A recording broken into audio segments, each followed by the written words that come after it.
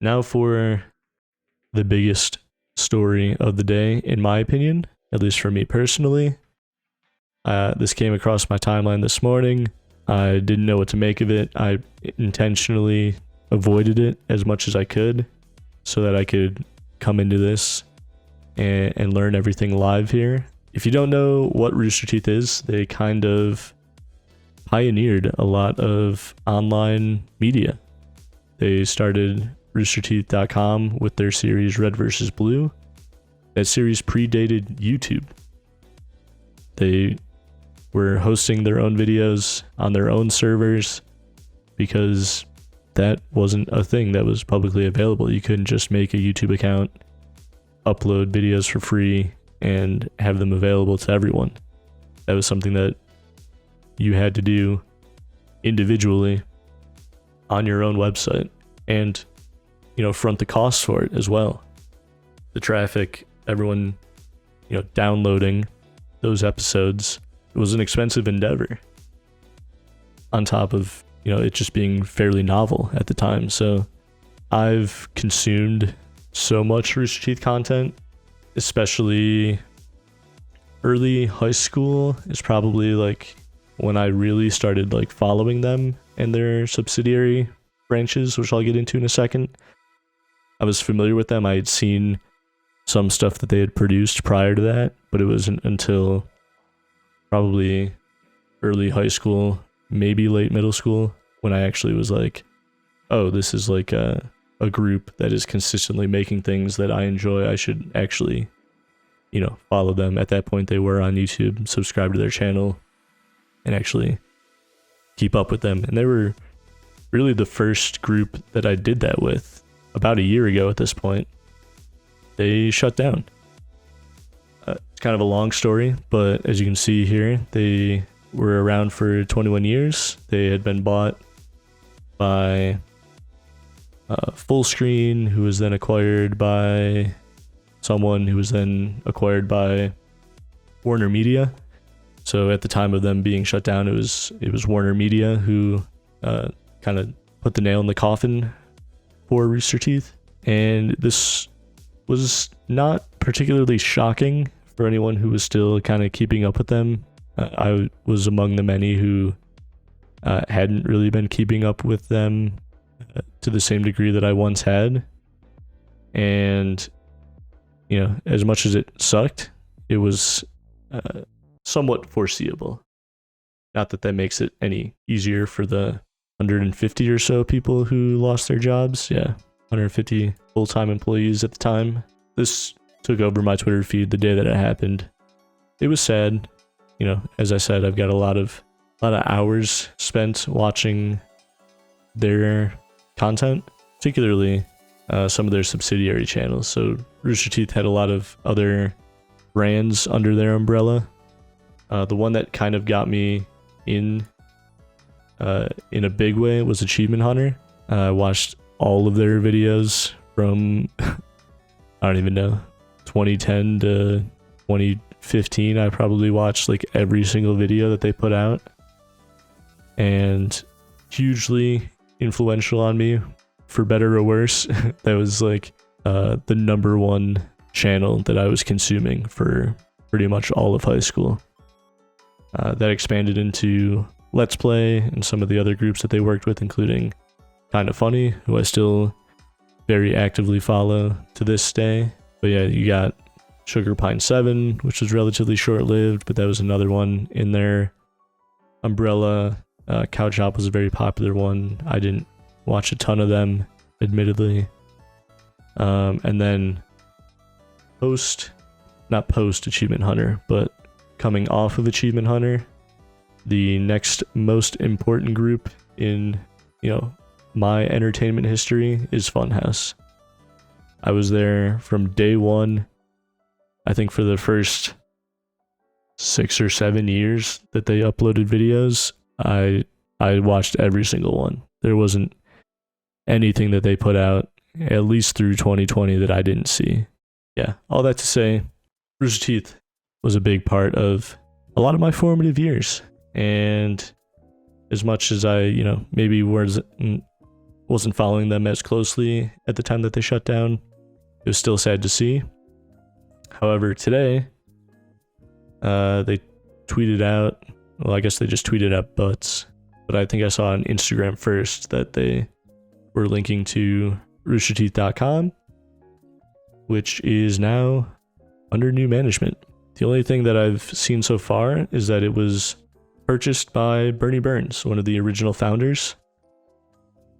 Another person individually, he's the guy on the left here, who I feel like has very much kind of shaped how I view online media.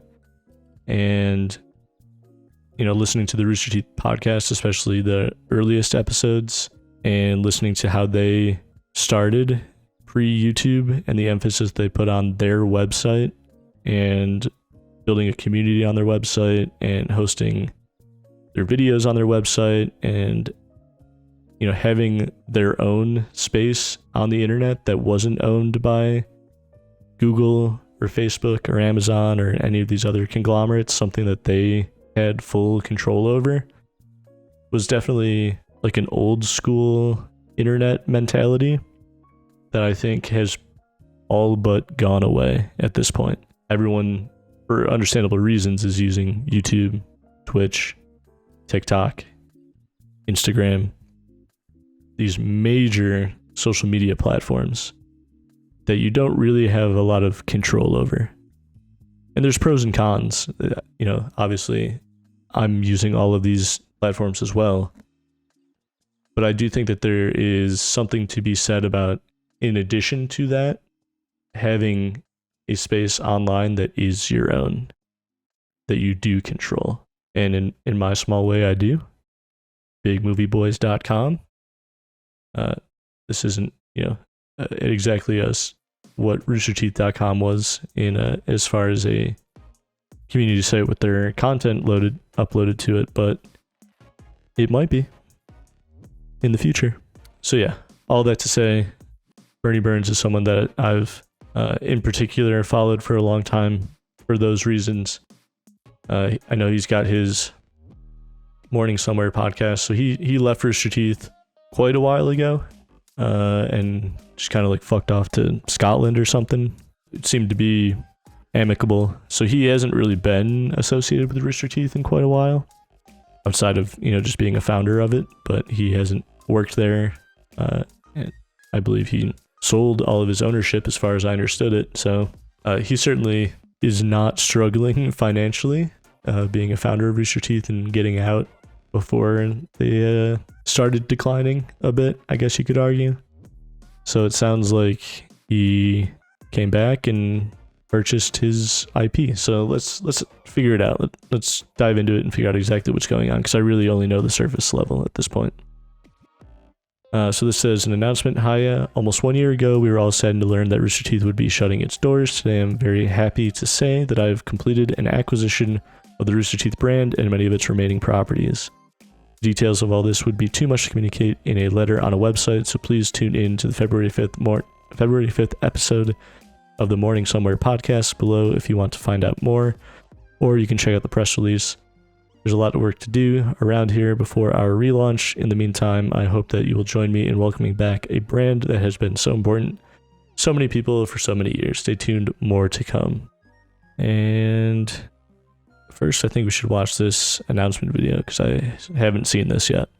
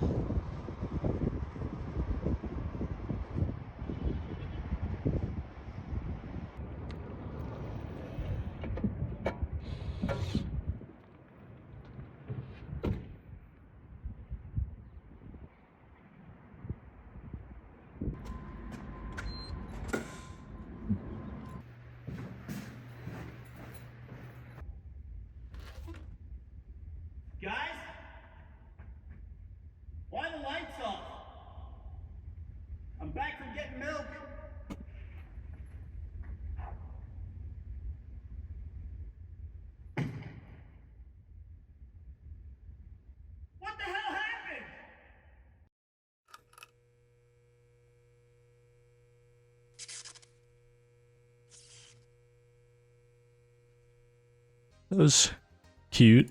This is news to me. I didn't realize that he would have actually gotten Stage 5 back as part of this acquisition. That makes me think that this is a pretty big endeavor. If he's moving back to Austin, reopening this studio, just getting the basic IP and the website and the channel and all that stuff back, this I think this was quite an endeavor he's taken under already, so still very much interested to see how this all plays out. Let's check out this press release first, then we might listen to that podcast there. Rooster Teeth to find a new home with the brand's original creator, Burnie Burns, at Box Canyon Productions. 9 months ago, Rooster Teeth announced that it would be shutting its doors after 21 years of creating content. Today, the Rooster Teeth brand and much of its remaining assets have been acquired by founder Burnie Burns and his independent company, Box Canyon Productions. Austin, Texas, February 5th, 2025. Burnie Burns, founder of the online media outlet Rooster Teeth, has officially acquired the beloved entertainment brand. This milestone marks a new chapter for Rooster Teeth as it returns to the hands of its original creator as part of his company, Box Canyon Productions. Under Burns' leadership, the historic brand plans to renew its focus on innovation, community engagement, and the spirit of creativity that first defined its success. Burns started Rooster Teeth in 2003 with the breakout success of Red vs. Blue, the longest running web series in history. Over the years, Rooster Teeth expanded into a multimedia powerhouse, producing hit shows like Ruby and International RTX Convention Series while fostering a passionate global fan base. With this acquisition, Burns aims to reignite the collaborative and community-driven energy that made Rooster Teeth a trailblazer in digital entertainment. I'm excited at the challenge of bringing Rooster Teeth back to its roots, said Burns. The history of this brand has always been its fans, and I look forward to writing a new chapter together. As an early pioneer of online video content, Rooster Teeth set the standard for how fan-first entertainment could thrive in the digital age. With Burns back at the helm, fans can anticipate a renewed dedication to Rooster Teeth's original mission to entertain, inspire, and connect. Along with the acquisition, Box Canyon announced a new development slate of productions for 2025, including renewed production of some of the platform's classic shows, a new original audio adventure Again, and an untitled reimagining of Burns' first film, The Schedule. I think I am going to listen to that 9-minute podcast episode. Let's fill in the missing gaps here, see if we can figure anything else out.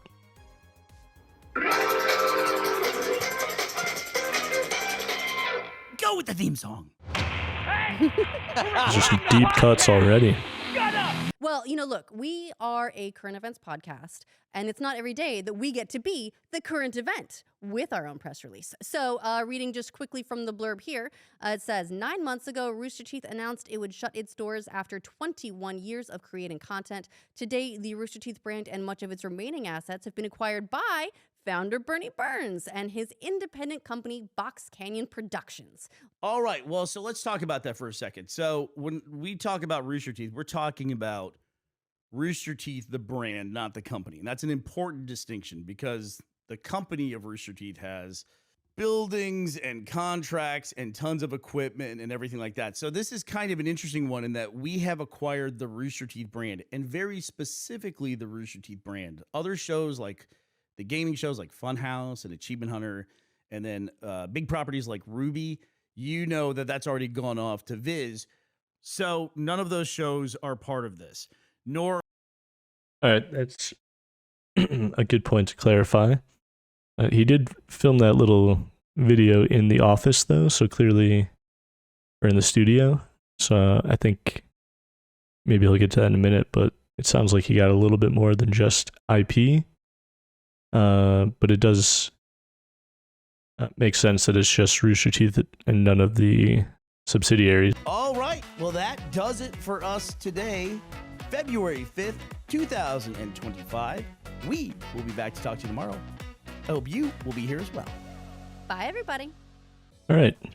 Wasn't too much more information there that wasn't in the press release, but we got a little bit more of an idea.